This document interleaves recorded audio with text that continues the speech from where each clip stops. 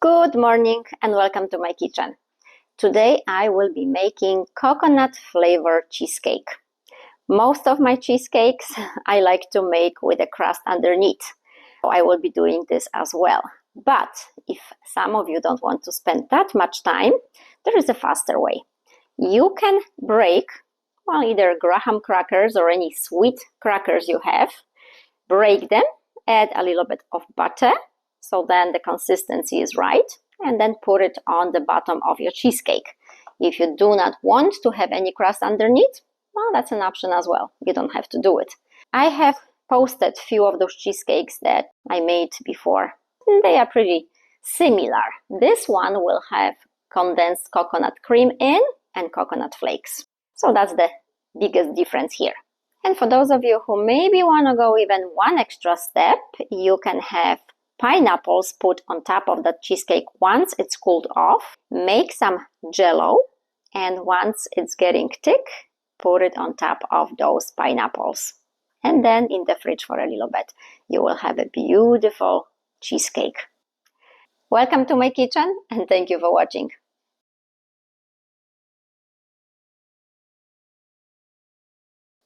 And for the crust, I will need 3 cups of flour, pinch of salt, 2 egg yolks, 3/4 of a cup of sugar, stick and 6 tablespoons of butter, 3 tablespoons of sour cream, 1.5 teaspoons of baking powder.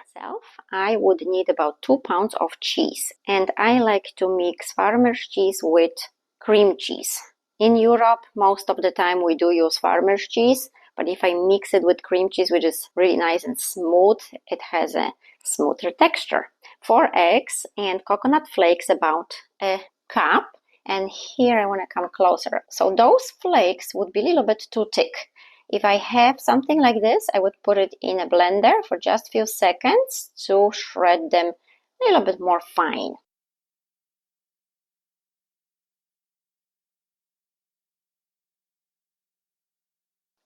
One to 2 tablespoons of vanilla pudding, about 100 grams of condensed coconut milk, and a cup of sugar. 3 cups of flour, pinch of salt, sugar, and 1.5 teaspoons of baking powder, 2 egg yolks, and about 3 tablespoons of sour cream. Let's not forget the butter.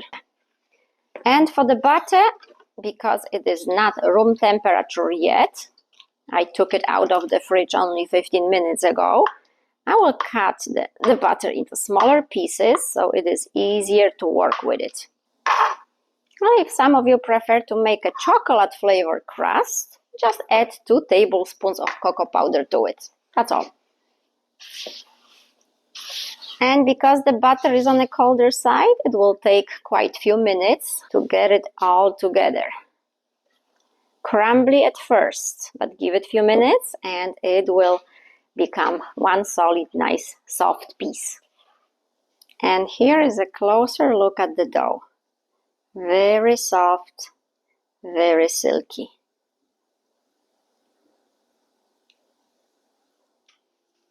And now I will need to roll it out.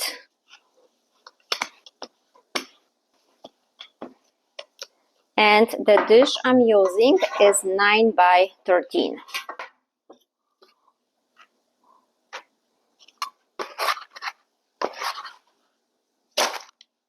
Now what I want to do is pre-bake my crust for about 12 minutes at 365. And crust is pre-baked. 12 minutes is enough. I don't want it too much, just a tiny bit. So this will wait. Now it is time to make the cheesecake itself. Eggs and sugar go in first. And it might take up to 12 minutes.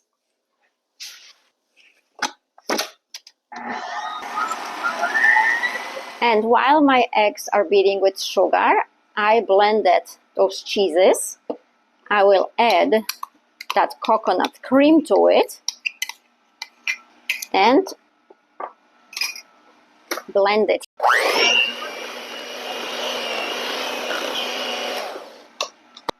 Okay, now that tablespoon of vanilla pudding and coconut flakes.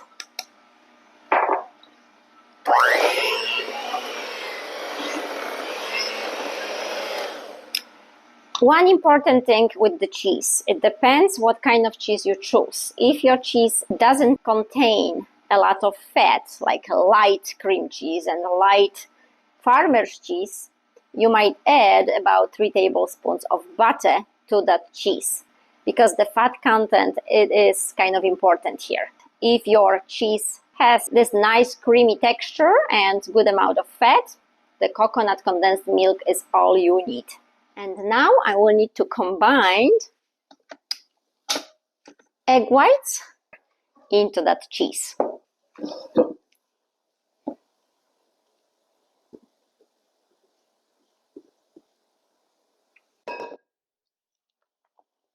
Okay, gently fold in your egg whites and sugar.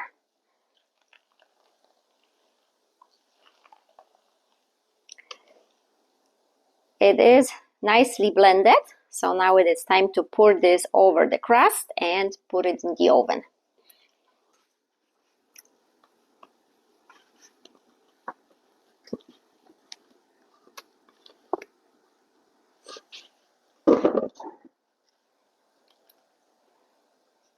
Oven preheated to 350, and now I can put cheesecake in. And it is not required, but I like to put piece of baking sheet on top of my cheesecake so it doesn't burn. The top doesn't burn. And I'm gonna set the timer for about hour and a half. So timer for 90 minutes. 90-minute timer done, but I won't take the cheesecake out. It is a tricky part with this. Cheesecake likes to cool off slowly, otherwise it may lose its volume. So I will just turn off the oven and then leave it the way it is for 20 minutes. After 20 minutes, I will put a wooden spoon in between the door and wait another 20 minutes. After that, finally, I can take it out. 20 minutes passed, so I have a wooden spoon, or whatever that is, put it in between my door and another 20 to 30 minutes. And remember I told you about the crackers? My little 2 children took some, ate them, and if I wanted to make something, I don't have enough. Those little ones, I have to watch them all the time. Okay, time to take it out. And if I did not put that baking sheet on, the top would be very, very brown, almost burnt. If I want to melt some chocolate and put on top of it, it won't matter. If I want to put some fruits with the jello, then the jello, of course, is see-through, so you could see the imperfections. So I rather do this, so it is more kind of orangey color, which looks very pretty. Now, a little bit longer before I can cut it and show you how it looks like on the inside. It was a last-minute decision to melt some chocolate with a little bit half and half and put it on top of that cheesecake. And some coconut flakes. And this is the end result. Thank you for watching. Bon appetit, smacznego. And have fun baking.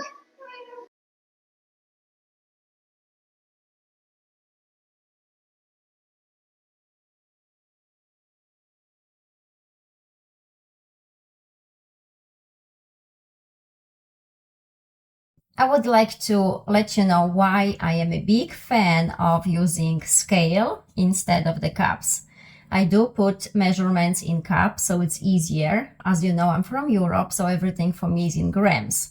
And here in United States, any recipes you have is usually in cups. But I want you to pay attention to one thing, so take it as a tip. I learned by mistakes because I've done it before. So I have put together a flour, the same flour, all-purpose flour, into the same measuring cups. Exactly 2 cups in here and exactly 2 cups in here. But I want to measure it using the scale and show you if there is a difference and how much of a difference it can be.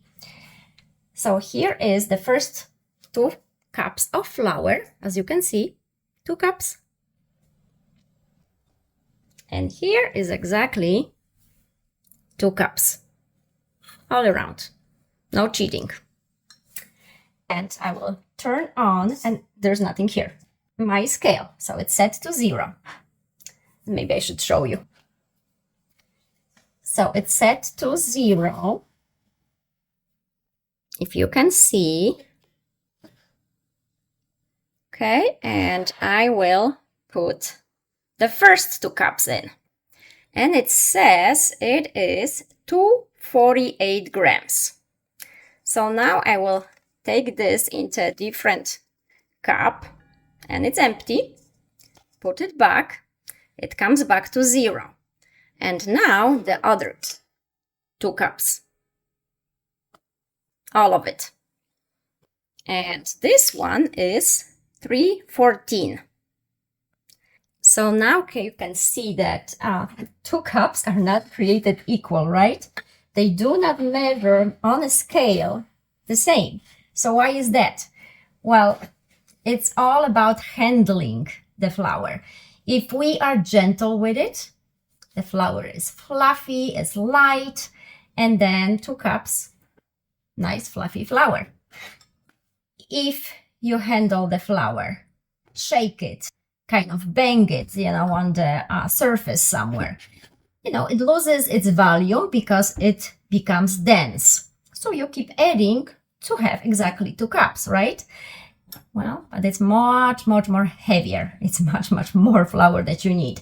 So if you ever had a cake and you tried to follow the measurements and directions and the cake wasn't quite the way you hoped, it wasn't as fluffy, it wasn't as delicate, it wasn't as soft, well, maybe because there was too much flour. So it's just a tip, and I hope you will find it helpful to kind of pay attention to how we handle flours. I know how it is when you bake something and you put your heart into it, time into it, and then it doesn't come out the way you hope for. And it's frustrating. So I hope this helps. Thank you for watching.